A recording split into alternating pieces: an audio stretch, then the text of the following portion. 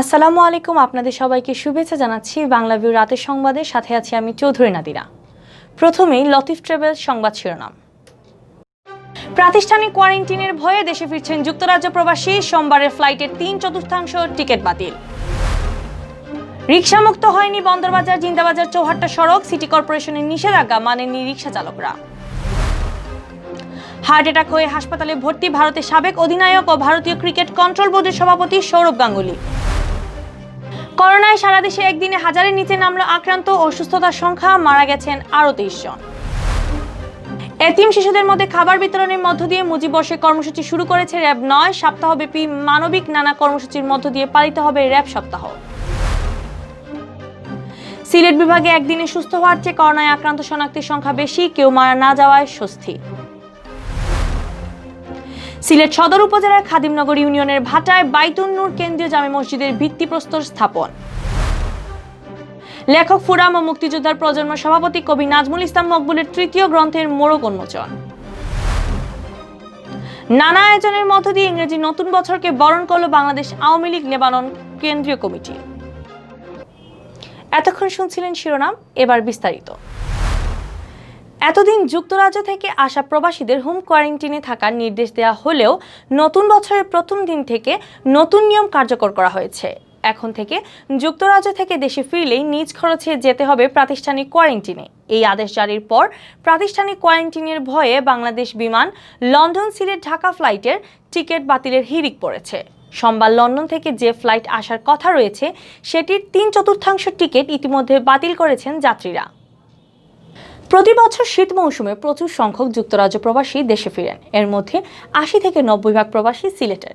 এবছরও ডিসেম্বর থেকে যুক্তরাজ্য প্রবাসীরা পরিবারের সদস্যদের নিয়ে দেশে ফিরতে শুরু করেন। সপ্তাহের সোম ও বৃহস্পতিবার লন্ডন সিলেট সরাসরি ফ্লাইটে 2 শতাধিক করে প্রবাসী সিলেটে আসেন। কিন্তু যুক্তরাজ্যে করোনা সংক্রমণ বেড়ে যাওয়ার প্রেক্ষিতে বাংলাদেশ সরকারের নেওয়া প্রাতিষ্ঠানিক কোয়ারেন্টিনের সিদ্ধান্তে হোঁচট খান প্রবাসীরা। নতুন সিদ্ধান্ত অনুযায়ী আগামী সোমবার লন্ডন থেকে যে ফ্লাইট আসবে সেটি সকল যাত্রীকে করোনা নেগেটিভ সার্টিফিকেট থাকলেও যেতে হবে 14 দিনের প্রাতিষ্ঠানিক কোয়ারেন্টিনে। কোয়ারেন্টিনের খরচও বহন করতে হবে যাত্রীকে। এই সিদ্ধান্তের পর প্রবাসীরা ফ্লাইট বাতিল করা শুরু করেন।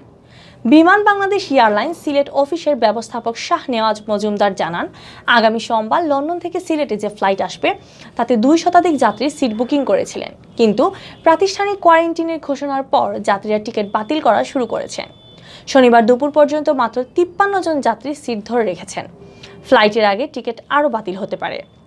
যুক্তরাজ্যে অবস্থানরত সিলেটের জকিগঞ্জের ফয়সাল আহমদ জানান, পরিবারের সদস্যদের নিয়ে তিনি 4 জানুয়ারি ফ্লাইটে দেশে আসার কথা ছিল, কিন্তু দেশে ফিরে নিজ খরচে 14 দিন প্রাতিষ্ঠানিক কোয়ারেন্টিনে থাকতে হবে। এটা শোনার পর তিনি টিকিট বাতিল করেছেন। তিনি বলেন, স্ত্রী ও সন্তানদের নিয়ে হোটেলের কোয়ারেন্টিনে থাকা অনেক কষ্টকর হবে, এছাড়া কোয়ারেন্টিনে খরচও পড়বে অনেক, তাই তিনি টিকিট বাতিল করেছেন। যুক্তরাজ্যে বেড়াতে যাওয়া সিলেট বালাগঞ্জের শাহাবুদ্দিন জানান, আগামী 11 জানুয়ারি তার দেশে ফেরার কথা ছিল। রিটার্ন টিকিটও তিনি এভাবে করে গিয়েছিলেন, কিন্তু দেশে ফিরে 14 দিন প্রাতিষ্ঠানিক কোয়ারেন্টিনে থাকতে হবে, এজন্য তিনি ফ্লাইট পরিবর্তনের চিন্তা ভাবনা করছেন। টিকিট পাল্টে 15 জানুয়ারি পর তিনি দেশে আসার পরিকল্পনা করেছেন। এতে তাকে হয়তো প্রাতিষ্ঠানিকের পরিবর্তে হোম কোয়ারেন্টিনে থাকলেই চলবে। সিলেটের ওসমানিয়া আন্তর্জাতিক বিমানবন্দরের ব্যবস্থাপক হাফিজ আহমদ জানান, আগামী 15 জানুয়ারি পর্যন্ত যারা লন্ডন থেকে ফিরবেন তাদেরকে প্রাতিষ্ঠানিক কোয়ারেন্টিনে পাঠানো হবে। এ সময় আর বাড়বে কিনা তা এখনো সিদ্ধান্ত হয়নি।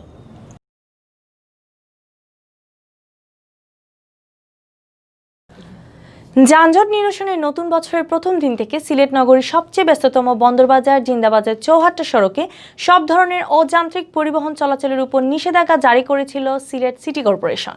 কিন্তু শুরু থেকেই এই নিষেধাজ্ঞার তোয়াক্কা না করে রিকশা চালকরা আগের মতো দাপিয়ে বেড়াচ্ছেন এই সড়ক। সিটি কর্পোরেশনের কর্মীদের বাধাও মানছেন না তারা। ফলে ব্যস্ততম এই সড়ক যানজট মুক্ত হওয়ার যে স্বপ্ন দেখেছিলেন নগরবাসী তা অনেকটাই ফিকে হয়ে গেছে। বছরের প্রথম দিন শুক্রবার হওয়ায় নগরীতে যান চলাচল এমনিতেই কম ছিল।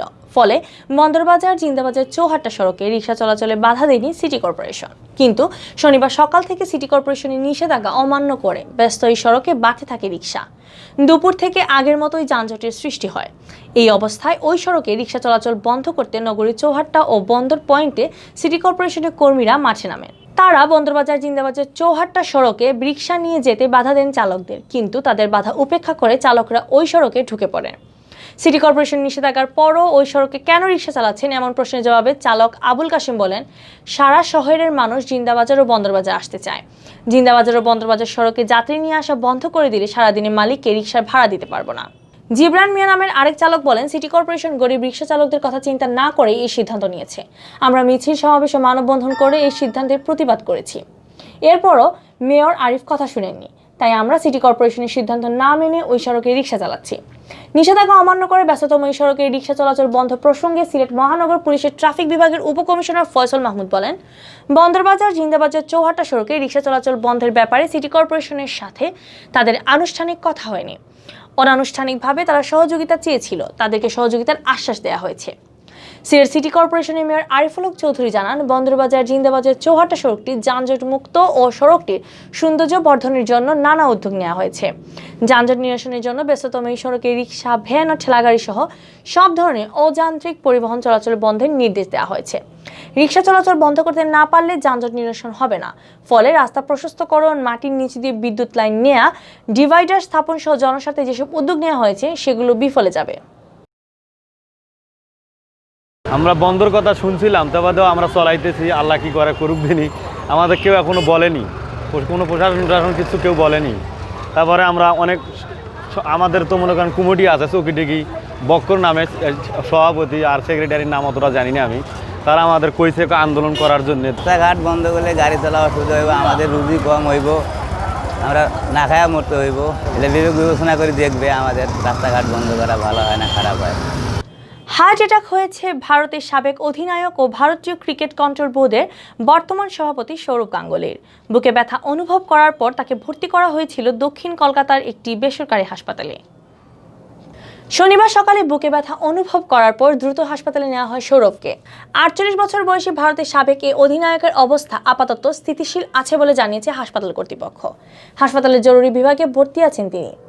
জানা গেছে, সকালে ব্যক্তিগত জিমনেশিয়ামে ব্যায়াম করার সময় হঠাৎ মাথা ঘোরানো শুরু হয় সৌরভের। অবস্থা খারাপ দেখে তাকে নিকটস্থ হাসপাতালে নেওয়া হয় এবং দ্রুত ভর্তির কথা বলেন চিকিৎসকরা। হাসপাতালের এক সূত্র সেদেশের গণমাধ্যমকে জানিয়েছে, গতকাল রাত থেকে শরীরটা ভালো যাচ্ছিল না সৌরভের, কিন্তু শনিবার ঠিকই তিনি সকালের রুটিন অনুযায়ী ব্যায়াম করতে চান এবং হঠাৎ করে মাথা ঘোরাতে থাকে। সম্ভবত এটা তার হৃদযন্ত্রের বা অন্য কোনো সমস্যার কারণে হয়েছে। সৌরভের চিকিৎসায় হাসপাতালের বিশেষজ্ঞ ডাক্তারদের নিয়ে একটি বোর্ড গঠন করা হয়েছে। তার চিকিৎসার জন্য হাসপাতালে একজন কার্ডিওলজি স্পেশালিস্টও দেওয়া হয়েছে। করোনায় আক্রান্ত হয়ে সারা দেশে আরও 23 জন মারা গেছেন। আরও গেল 24 ঘন্টায় দেশের 180টি ল্যাবে নমুনা পরীক্ষায় করোনা আক্রান্ত শনাক্ত হওয়ার রোগীর সংখ্যা ছিল 1000-এর নিচে। একই সময়ে করোনা থেকে সুস্থ হয়েছেন আক্রান্ত শনাক্তের চেয়ে বেশি সংখ্যক রোগী। শনিবার বিকেলে স্বাস্থ্য অধিদপ্তরের অতিরিক্ত মহাপরিচালক অধ্যাপক ডাক্তার নাসিমা সুলতানা স্বাক্ষরিত এক সংবাদ বিজ্ঞপ্তিতে এ তথ্য জানানো হয়। গেল 24 ঘন্টায় যে 23 জন মারা গেছেন তাদের মধ্যে পুরুষ 17 জন এবং নারী 6 জন। তাদের সবার মৃত্যু হয়েছে হাসপাতালে চিকিৎসাধীন অবস্থায়। এই নিয়ে দেশে করোনার মৃতের সংখ্যা বেড়ে দাঁড়িয়েছে 7599 জনে। বিজ্ঞপ্তিতে আরও বলা হয়, গেল 24 ঘন্টায় দেশের 180টি ল্যাবে 9509টি নমুনা সংগ্রহ করা হয়। আগের কয়েকটি মিলিয়ে পরীক্ষা করা হয় 9701টি নমুনা। এই নিয়ে মোট নমুনা পরীক্ষার সংখ্যা দাঁড়ালো 32,49,402টি। নমুনা পরীক্ষায় আক্রান্ত শনাক্ত হয়েছেন 684 জন। সব মিলে দেশে শনাক্ত রোগীর সংখ্যা দাঁড়িয়েছে 5,15,184 জনে। এদিকে রাজধানী সহ দেশের বিভিন্ন হাসপাতাল ও বাড়িতে উপসর্গবিহীন রোগী সহ গেল 24 ঘন্টায় সুস্থ হয়েছেন 964 জন। এ পর্যন্ত মোট সুস্থ হয়েছেন 4,59,620 জন। গেল 24 ঘন্টায় নমুনা পরীক্ষার হার 7.05%। এ পর্যন্ত নমুনা পরীক্ষা বিবেচনায় শনাক্তের হার 15.85% এবং শনাক্ত বিবেচনায় সুস্থতার হার 89.021%। শনাক্ত বিবেচনায় মৃত্যুর হার 1.48%। গত 8 মার্চ দেশে প্রথম করোনা ভাইরাসে আক্রান্ত রোগী শনাক্ত হয়। এর 10 দিনের মাথায় 18 মার্চ প্রথম করোনা রোগীর মৃত্যু হয়। 2 জানুয়ারি পর্যন্ত মোট মৃত্যু 7599 জনের মধ্যে পুরুষ 5733 জন ও নারী 1818 জন।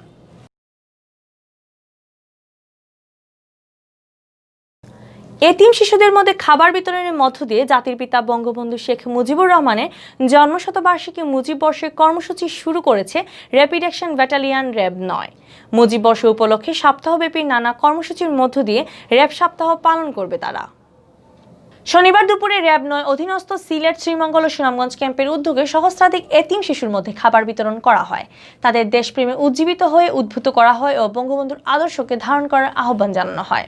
সিলেটে জামিয়া আরাবিয়া মার্কাজুল উলুম মাদ্রাসা ও এতিমখানায় খাদ্য বিতরণকালে অন্যান্যদের মধ্যে উপস্থিত ছিলেন র্যাব ৯-এর অধিনায়ক লেফটেন্যান্ট কর্নেল আবু মুসা মোহাম্মদ শরীফুল ইসলাম, উপ অধিনায়ক শওকাতুল মুনায়েম ও কোম্পানি কমান্ডার সামিউল আলম।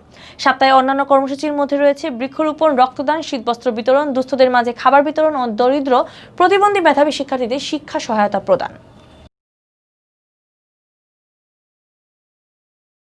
সিলেট বিভাগে গেল ২৪ ঘন্টায় আরও ২৮ জন করোনায় আক্রান্ত রোগী শনাক্ত হয়েছেন।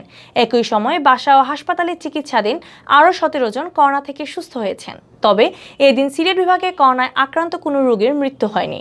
শনিবার সকালে স্বাস্থ্য অধিদপ্তরের সিলেট বিভাগীয় পরিচালক ডাক্তার সুলতানা রাজিয়া স্বাক্ষরিত এক প্রতিবেদনে এ তথ্য জানানো হয়। বিজ্ঞপ্তিতে বলা হয়, গেল ২৪ ঘন্টায় সিলেট বিভাগে যে ২৮ জন করোনা রোগী শনাক্ত হয়েছেন তাদের মধ্যে ১৩ জনই সিলেট জেলার। বাকিদের মধ্যে হবিগঞ্জ জেলার ৫ জন, মৌলভীবাজার জেলার ১ জন ও সুনামগঞ্জ জেলার ৩ জন রয়েছেন। একই দিনে সিলেট বিভাগে আরও ১৭ জন করোনা ভাইরাসে আক্রান্ত রোগী বাসা ও হাসপাতালে চিকিৎসাধীন থেকে সুস্থ হয়ে উঠেছেন, যাদের সকলেই সিলেট জেলার বাসিন্দা। শনিবার সকাল ৮টা পর্যন্ত সিলেট বিভাগে করোনার প্রমাণিত রোগীর সংখ্যা দাঁড়িয়েছে ১৫,৫২১ জন। এর মধ্যে সিলেট জেলায় অর্ধেকেরও বেশি ৯,১৬৬ জন। এছাড়া সুনামগঞ্জে ২,৫১৫ জন, হবিগঞ্জে ১,৯৫৯ জন ও মৌলভীবাজারে ১,৮৮১ জনের করোনা শনাক্ত হয়েছে। সিলেটের ৪ জেলায় ৩৪ জন করোনা আক্রান্ত রোগী হাসপাতালে চিকিৎসা নিচ্ছেন, যাদের ৩৩ জন সিলেট জেলার বিভিন্ন হাসপাতালে ও ১ জন হবিগঞ্জে চিকিৎসা নিচ্ছেন। এছাড়া সিলেট বিভাগে এখন পর্যন্ত সুস্থ হয়েছেন ১৪,৫৫৮ জন করোনা আক্রান্ত রোগী ও মৃত্যুবরণ করেছেন ২৬৩ জন।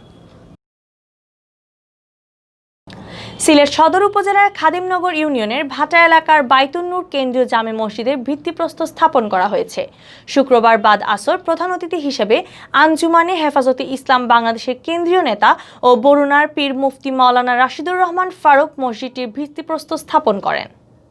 ভিত্তিপ্রস্তর স্থাপনকালে বিশেষ অতিথি ছিলেন সিলেট সিটি কর্পোরেশনের মেয়র আরিফুল হক চৌধুরী। এছাড়াও বাইতুন নূর জামে মসজিদের মোতোয়াল্লি আব্দুল নূর সহ এলাকার গণ্যমান্য লোকজন ভিত্তিপ্রস্তর স্থাপনকালে উপস্থিত ছিলেন।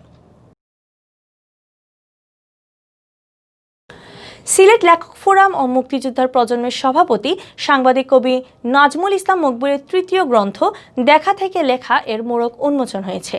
শনিবার বিশ্বনাথে লন্ডনের টাওয়ার হ্যামলেটস কাউন্সিলের ২ জন কাউন্সিলর সহ বিশিষ্টজনেরা এ গ্রন্থের মোড়ক উন্মোচন করেন। অনুষ্ঠানে টাওয়ার হ্যামলেটসের সদ্য সাবেক স্পিকার মোহাম্মদ আয়াস মিয়া প্রধান অতিথি ও টাওয়ার হ্যামলেটসের কাউন্সিলর শাহ সুহেল আমিন। বক্তারা বলেন, কবি নাজমুল ইসলাম মকবুলের লেখা পড়ে প্রবাসে থাকা বাঙালিরা দেশপ্রেমে আরও বেশি উদ্বুদ্ধ হই। তার লেখা কবিতা ও গানে মানুষের কথা থাকে, দেশের কথা থাকে, মানুষের সুখ দুঃখের কথা তিনি তার লেখনীতে চমৎকারভাবে ফুটিয়ে তোলেন। অনুষ্ঠানে বিশেষ অতিথি হিসেবে আরও বক্তব্য রাখেন ডাক্তার কবি শাহনুর আলী মামুন, সমাজসেবী আব্দুল সালাম চৌধুরী।